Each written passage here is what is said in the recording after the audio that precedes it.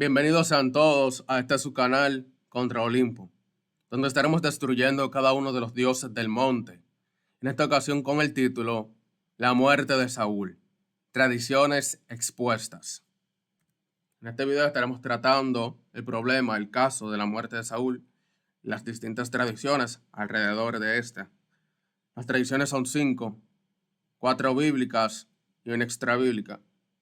En todo el video estaremos utilizando la traducción Biblia Textual, cuarta edición.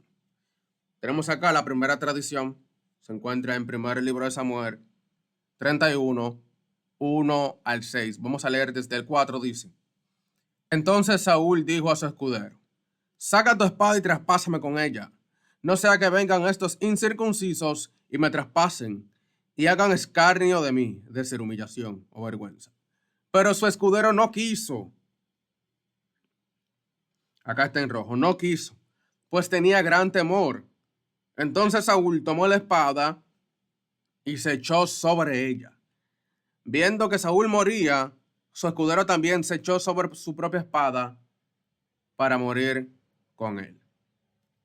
Acá vemos la primera tradición donde es Saúl quien se autolesiona, pero nunca su escudero, porque el mismo texto dice claramente, explícitamente, que su escudero no quiso, pues tenía gran temor. Este temor, podríamos decir, y bueno, es claro con el contexto, vino a él ese temor, ese gran temor, al ver a Saúl tendido en el suelo.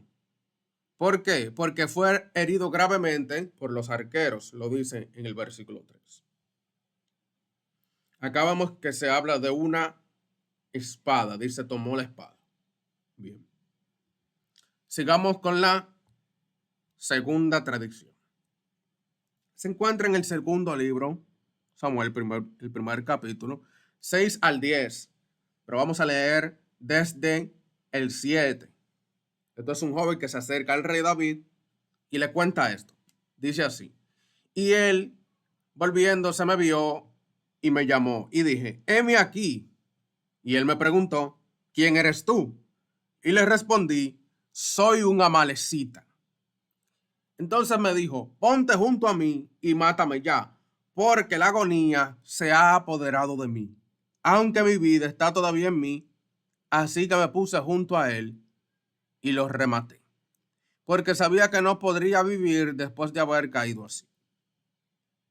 Y tomé la corona que tenía en su cabeza y el brazalete que tenía en su brazo, y los he traído aquí a mi señor, es decir, ante David, porque es con él con quien está sosteniendo esa conversación. Acá nos damos cuenta de dos cosas. Ya no es Saúl que se autolesiona y el escudero, viendo esto, se suicida también, sino que ahora es un amalecita que se encuentra así como de repente, como un paracaidista en el relato.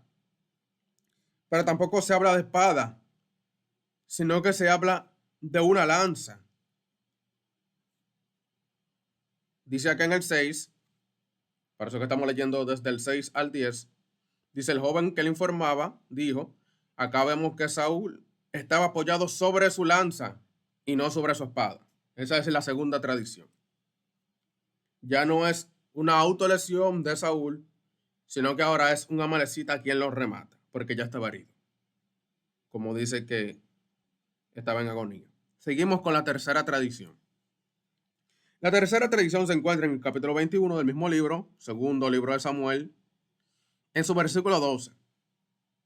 Vamos a leerlo completo.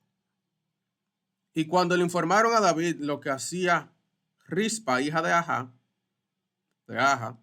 concubina de Saúl, fue David y tomó los huesos de Saúl y los huesos de su hijo Jonatán, de los hombres de Jabes de Galaad, quienes los habían quitado furtivamente de la plaza de Bet-Shean o Bet-Sham, donde no es en inglés, obviamente es un término en hebreo. Bet-Shean, como quiera. Vamos a verlo más adelante, qué significa. donde los filisteos los habían colgado el día en que los filisteos mataron a Saúl en Gilboa.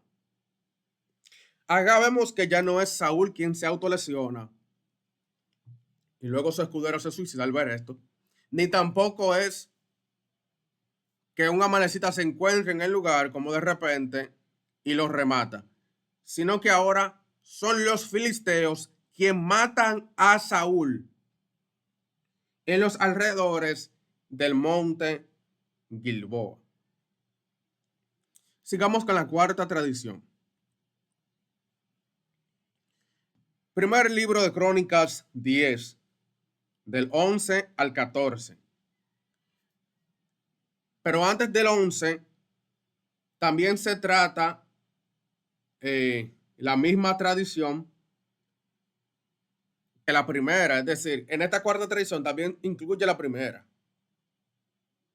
Más adelante, más arriba, como en el 6, en el 7. Pero aquí comenzamos desde el 11. Comencemos en el 11. Quería leerlos desde el 13 para no extenderme en el video, pero bueno, ya estamos terminando. Desde el 11 vamos a leerlo. Cuando los de Jabes de Galaad oyeron que lo que los filisteos habían hecho de Saúl, se levantaron todos los hombres de valor y tomaron el cadáver de Saúl y los cadáveres de sus hijos. Acá vemos algo que en la anterior tradición, en la tercera, dice que tomaron los huesos de Saúl y los huesos de su hijo Jonatán. Los hombres de Jabes de Galaad, esos fueron los dos restos que tomaron, los de Saúl y los de su hijo Jonatán. Pero acá en la tercera dice que tomaron los cadáveres de sus hijos. Pero no se menciona en la tercera. Dice acá entonces, y los trajeron a Jabes de Galaad, y sepultaron sus huesos debajo del gran árbol en Jabes, y ayunaron 7 días. 13. Así murió Saúl por su rebelión con que prevaricó contra Yahvé, contra la palabra de Yahvé, la cual no guardó, y aún consultó a una que evoca espíritu de muertos, y no consultó a Yahvé. Por esa causa le quitó la vida y traspasó el reino a David, ben Isaí, hijo de Isaí.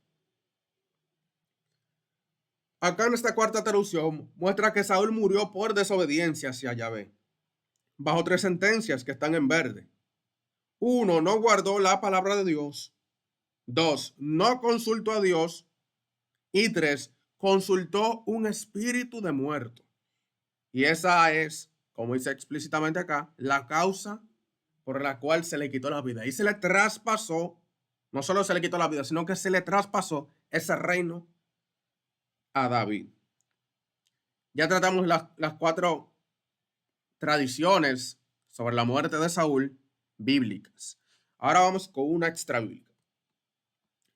La quinta tradición se encuentra en el libro de Flavio Josefo, Antigüedades Judías, libro 6, capítulo 368. Dice: hasta el punto pues de luchar heroicamente y recibir múltiples heridas, hasta el punto de no aguantar ya ni resistir tanto golpe. Como no tenía fuerzas para matarse, ordenó al portador de su armadura, vamos a decir que es su escudero, desenvainando su espada, lo atravesará con ella, antes de que lo capturaran vivos los enemigos, para hacerle ¿qué? La humillación, como leímos en la primera tradición. Sigue diciendo: y al no atreverse su portador de armas a matar a su soberano, extrajo él mismo la suya y poniéndola de punta, es decir, estamos hablando de Saúl, quien extrajo él mismo su espada, se arrojó, poniéndola de punta, se arrojó contra ella, pero incapaz de empujarse como de apretar y pasar el filo a través de todo su cuerpo, se volvió. Y habiendo preguntado a un muchacho que se encontraba allí quién era, y sabido que era Malecita, lo invitó a que apretara la espada, por no poder hacerlo él con sus manos, y a que le causara así la muerte tal y como él quería.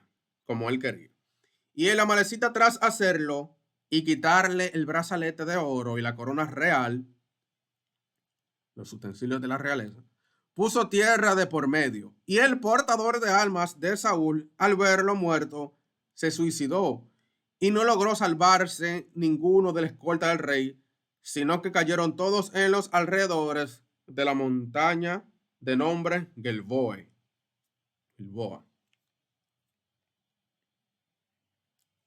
Acá vamos en la quinta tradición, donde Flavio Josefo muestra que Saúl no tenía fuerzas para moverse y mucho menos para suicidarse.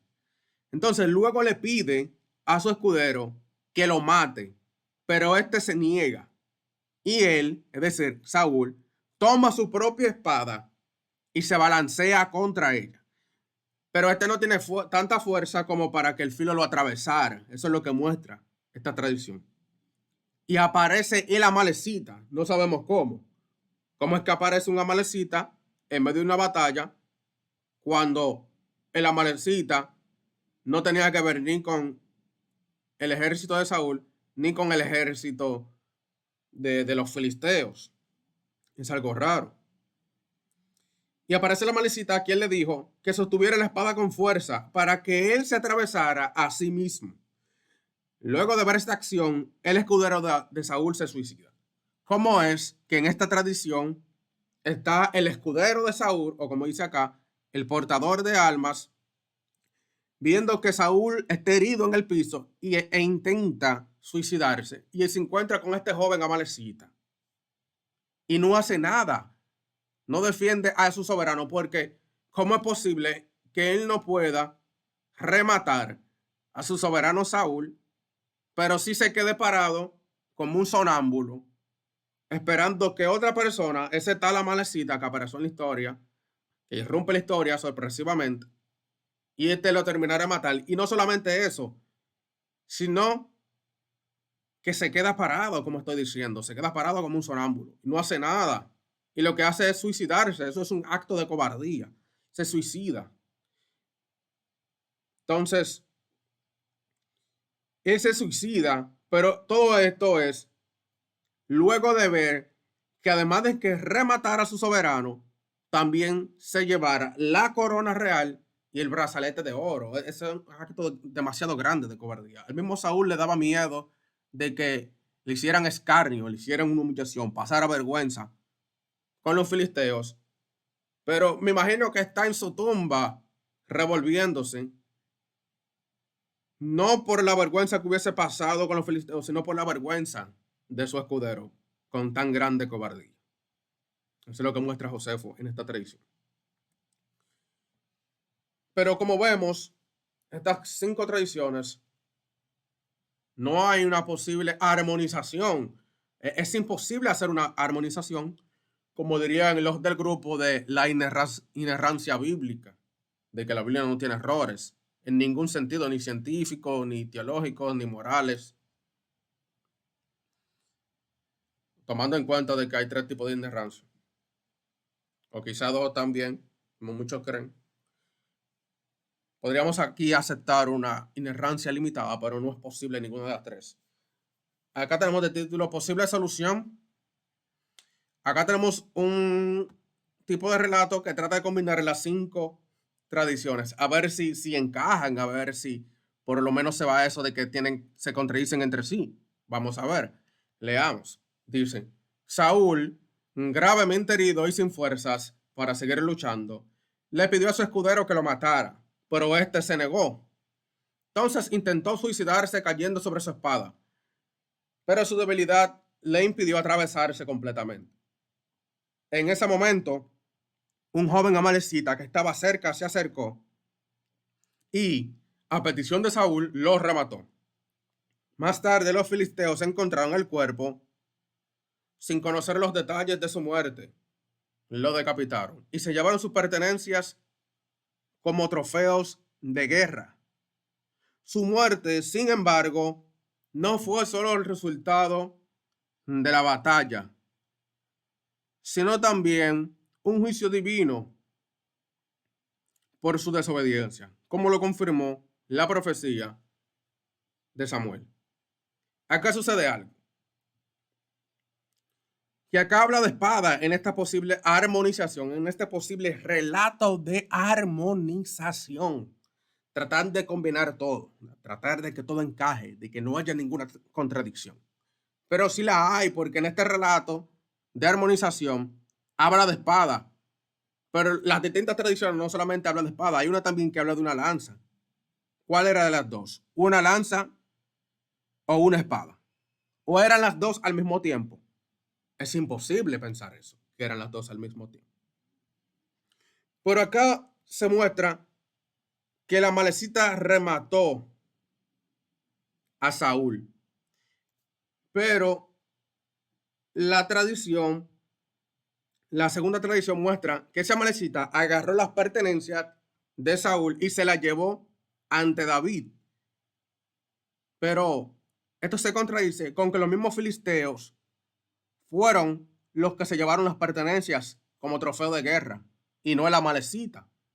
Porque si nos vamos a la tercera tradición, algo que no contamos, es que en el mismo capítulo muestra que los filisteos, habiendo matado a Saúl en Gilboa, lo colgaron en la explanada de la casa de tranquilidad. Eso es lo que significa Bet Shean o Bet Chan, casa de tranquilidad. Bet, casa, Chan, tranquilidad.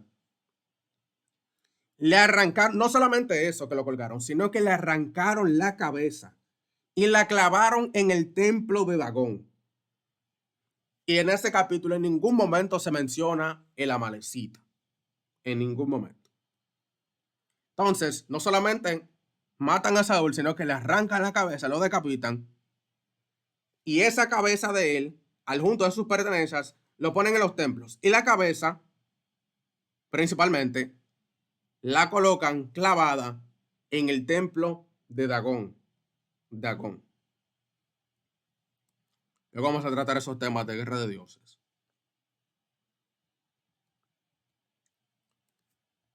Conclusión. La tradición más factible es la de Saúl autolesionándose con su propia espada y no las demás. ¿Por qué decimos esto? Porque en el mundo antiguo, en las guerras, esto era lo común, que los reyes se suicidaran para evitar la humillación del enemigo. No requiere tampoco la intervención de terceros dudosos como el Amalecita. ¿Cómo es que en este relato de guerra aparece este joven como de la nada, como que es un ángel, como que aparece invisible y se vuelve mortal, se vuelve visible ante los ojos, no de los que estaban ahí, ni de los que habían luchado y nada de eso, sino ante los ojos de Saúl? Es extraño esa aparición. Y también porque es la versión más directa y sin adornos teológicos evidentes. Eso de que Saúl se autolesiona. Eso era lo más común en esa época, en el mundo antiguo. Para entender la Biblia hay que entender el mundo antiguo. Por último, la segunda tradición introduce la Amalecita para reforzar la narrativa de que David es el legítimo sucesor, ya que David condena al joven a muerte luego de llevarle las pertenencias. Lo dice el mismo pasaje. La tercera tradición muestra un intento de atribuir la muerte de Saúl a los filisteos, lo que podría haber sido una forma de reinterpretar su final dentro de un contexto de juicio divino. Como bien sabemos que en muchos ejemplos de la Biblia se muestra que Dios, al ver la desobediencia del pueblo de Israel, induce a otros pueblos a que lo llevaran cautivo, como vemos claramente en el cautiverio de Babilonia. De que ellos toman la prueba, son oprimidos por otros pueblos como un juicio divino. La cuarta tradición es puramente teológica, atribuyendo su muerte a su desobediencia, ya que busca explicar el motivo espiritual detrás de ella. Es decir, no habla de que lanza, de que espada, de que un Amalecita, de que filisteo, no. Sino que dice que fue Dios quien lo mató, de que le quitó la vida y que traspasó esa realeza a David, hijo de Isaí. como explícitamente lo dice en el pasaje. Y la quinta tradición parece un intento de armonización de Flavio Josefo, combinando la versión del suicidio con la de la malecita para resolver la aparente contradicción entre Samuel 31, 1 Samuel 31 y 2 Samuel 1. Pero vemos que ni siquiera Flavio Josefo pudo llevar a cabo esta acción. No fue posible, no le salió bien. Esa armonización no le salió bien. Le faltaron detalles y si le agregaba esos detalles, también habría contradicciones. Hasta acá fue todo. Sigamos estudiando la Biblia correctamente.